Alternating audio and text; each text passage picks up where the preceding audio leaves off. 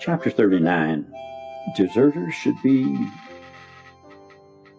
Our stop in Port Genoa was supposed to be one day. Turned in 87 pirate crew. Received the standard pay. We lost 4 of our men, too. They simply ran away. 'Twas Bertie and Marrow from the Pig, Escobar and Flores, chose Genoa over a 2-masted brig or the kinfolk in Port Torres. I was sitting in Mar's cabin looking over the map when I saw Snell and Joe and Figgins go in to meet with Cap. "Deserters should be flogged," says Joe. "Need to get 'em back." "Hey, Joe's right," 'twas Figgins now. "Right here on this deck. Or else in every port we go, we won't have no respect. They know the laws of maritime. These 4 are no more'n dirty swine." 2 opinions I respect. Snell, you've been thinking, I expect. Do we spend the time to find those swine and bring them back on board? Do we make them pay? Or is there another way to have order be restored? "Cap, I'm sorry, sure, to lose those 4. They worked as hard as did the others. But their hearts weren't in it, not for a minute. Out here, we should be like brothers. I've walked up behind Bertie many a time. Ask him why he's slacking. One look in his eye and you could see why. His heart and his soul was lacking. He's a fisherman. He's not a fighting man. And the others, well, I suppose the same. Shanghai men, well, some are fine, but some you just can't blame." Well, well, you never can tell. Cap smiled at Snell's remarks. "Let's fill some jars and let's bring in Mars. He's a true brother on the shark." Mars' door opened. In came Snell. "Mars here? No? Well, son, guess you'll do. Captain seems to be grooming you." Chapter 40. Subject for debate. "Aha!" cried Cap. "A substitute." Looking all around him, he said, "Good to have a young recruit. Unbiased, fresh opinion. Figgins, pour the lad a brew. Son, we've already had a few. We're looking for your point of view on a touchy question." Cap voiced the question for debate, the 4 deserters and their fate, laid out opinions nice and straight, and asked for my suggestion. I'd had some time to mull it over as I sat next door, but I tried to be composed, mature, and sober, though I asked old Fig for more. "Sirs, I see the Shark as a noble ship. I see her a ship of bravery. A noble ship doesn't rule with a whip. She's not a ship of slavery, commissioned by the courts of Spain to rid the Med of vermin. But I've seen time and time again justice served. That's what I've determined. As in the case of Jow, then aiding the gent with his grant deed, what an admirable creed! And with Magnus and his pals. No one balked or even squawked when you gave him a lawful prize of war. His boat did sink, you gave him the pink. And no one said, 'What for?' You've all made me feel so proud. And it's not because you're all ship's masters, but because you stand above the crowd. It's integrity that matters." I took another mouth of rum, thought should I stop or carry on. Yet, all I saw around that room was squinty eyes and all ears cocked. The entire room seemed nicely shocked, so I decided to resume. "We could search Genoa for days and nights, go from house to house. Folks might say it's the captain's right and no one should complain or grouse. Bring those 4 back here in chains, give them each their 39 flails, with a cat o' 9 tails, and hang whate'er remains." My mug again to Figgins passed, and bolstered now, I said, "You asked, so here's my suggestion. Aye, every pirate is our foe, but about those 4, just let them go. They never did belong. I say gather all the boys, put to them a proposition, with a handsome bonus if they fill a 3 or 5. "5," said Snell. "Okay, 5-year, if you will, compact." "No room," this time it was Figgins, "for arbitration, and that's for a fact." "It cannot be 5. Just 3, Cap said as we agreed. With those boys we shanghaied, I gave my word. Aye, nodded Joe, and with our word, we must not meddle. So, said we all, it's settled. Now, thus empowered, I continued with plenty of interruptions. But there again, I was amused by these verbal, terse eruptions. Let them know they have a voice. Every sailor has a choice. The choice should be to go or stay. From Joe, They must make that choice today. so if they say go, we'll not say no. They'll get their due, 3, 4 gold or so, and send them on their way. If it be that they say stay, the contract then, they sign it today. Only reasons for flogging, besides mutiny, is stealing, fighting, or treason. Our crew is now 102, but I think before this day is through, some in town will clamor to enlist. Hey, to see that surly mug of Figgins, how could they resist? Ha! Was old Mars right behind. How'd he sneak in? I guess it was my frame of mind, but I wondered where he'd been. Says he, One slight adjustment, if I may. that we stay moored another day. Give the crew a bit of pay. Tour the town, at least. Let's lay out Portofino's wares, all that rich, exotic fare. Before they sign that note of theirs, let's have ourselves a feast. Invite some townfolk, sing a song, perhaps some menfolk, young and strong. Might see some who could belong. Petition them, Mars roared. Today we have 102. Mark my words, when tomorrow's through, even should some leave, we'll have gained a few of the sort we want on board. Thank you, Mars. That sums it up. Figgins tried to pour, but I covered up my cup. Cap says, yes, I think we've all had enough, or I'll hear from your Aunt Harmy.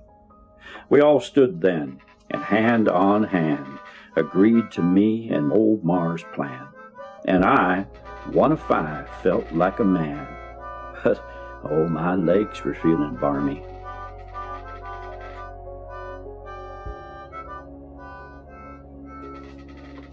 Chapter 41.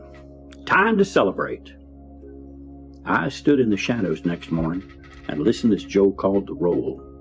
The Shark's crew stood there in formation, 3 bells just starting to toll. Joe then yelled at me, Morgan, you get yourself over here too. I'll give you 3 lashes, fair warning. You think you're not part of the crew?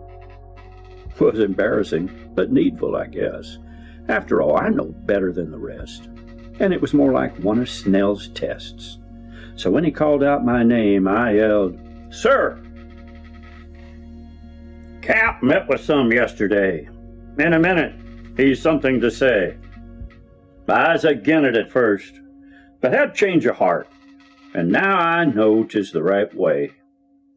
We've had a good run up to recent, but to scum we lost 4 good and decent. And we just lost 4 more. Sure, they stayed on the shore, but I'm happy to say that's not frequent. Now, any man who deserts is a traitor.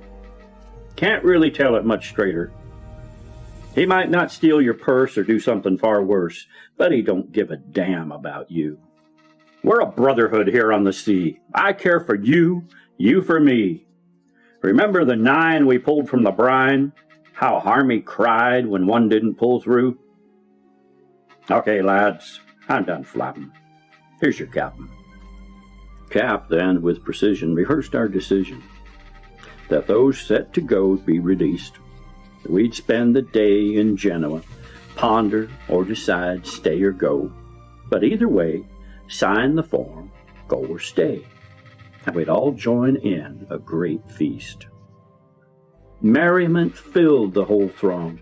A tenor voice burst into song. 3 more tenors, 2 bass, by a lady not too chaste, and soon the whole 100 sang along. Those words I had heard long ago, and them words I admit that I know, but my face got as red as could be. Was Rosanna Lynn staring at me? So I only joined in, yo ho ho. So 'Twas 80 or more headed for shore. Now most of them went in a jolly. They sang out their hearts in 3-4 parts. I thought they were headed for folly. But that afternoon, they all started coming back from adventure in town. E'en the mayor of Genoa and his pretty wife Flora, dressed up in a sparkly gown. Cap took her hand and he kissed it. I thought, that's a strange thing to do. But the mayor seemed pleased. And when Cap bowed at her knees, I went up and I kissed her hand too. A gentleman true, Flora giggled. She curtsied, I bowed, as had Cap. I felt Rosanna Lynn's glare from about me everywhere, like perhaps I was in for a slap. The last jolly rode out from the port, 141 on the Shark now, all told, including 3 of the 4 that fled day before. Came back, I supposed, for the gold. On deck there were benches and tables at which Figgins and Snell sat behind. Made inquiry then of many young men, and to several they said, "Go stand in line." That lineup became quite a throng. All but 5 put their X on remain. Never once came to mind, but then I saw Lime, so I stood and I signed just the same. Just in front of myself there was Bertie. I'm thinking he's sure to X go. But he turns to me and says, "I was gonna flee, but the best part of me, it said no. And I know what old Snell thinks of me, that I'm just a slacker at heart. I pray he'll find grace. I'll step up my pace if they'll take me back on the Shark." That list, it looked something like this. Name, crew, recruit, age, stay, and go went all across the top. And then below that, they had their name, where they were they part of the crew, were they recruits, were they new, were they old, what their age was, and most of them said stay. And only one, who was Darius, he said go. Of course there were more, after that and before, but Rosanna counted 124. I kept the physical list in the logbook as an addendum. It's still there, you can look, in log 8.1 of the Shark. Some fiddlers came out from the port. There was dancing and playing, good sport. They sang songs in between. Yes, the crew kept them clean. And though it ended at 2, was far too short. Aunt Harmy, she added her voice. Sang most of the songs with the boys. She danced a bit too, with a few of the crew. Old Figgins just watched. 'Twas his choice. The mayor and wife left at 10, said they'd welcome the Shark back again. Cap again kissed her hand. She said, "Now where's my young man?" But I was sitting with Rosanna Lynn. "Think the mayor's wife's pretty?" she queried. "Would you like to dance?" I parried. And when she said, "Sure," my head was a blur, and I prayed that the subject was buried. Perfect night, perfect moon, perfect stars. Rosanna Lynn in my arms. Her head on my shoulder, oh, I felt so much older. We could have kept dancing for hours. Then we walked, and I was holding her hand. We watched twinkling lights on the land. The jib sail crackled above. I was thinking, oh, this must be love. And I kissed her. It was total unplanned. Just then we heard the sound of 4 bells. "Oh, 200, Ben shouts. "All is well." "Morgan," she scolded, "don't do that again." "But," she added, "you may kiss my hand." I bent, took her hand, and I kissed it. She curtsied, I bowed, and we both giggled back to the crowd. The fiddlers were packing to go. They said they'd had a great time. We'd fed them on sausage, dried fish, and wine, plus 2 weeks in gold for the show. All round us were new and old friends. All was genuine, nothing pretend. Oh, sure, we'd lost a few, but we added to crew when the day finally came to an end.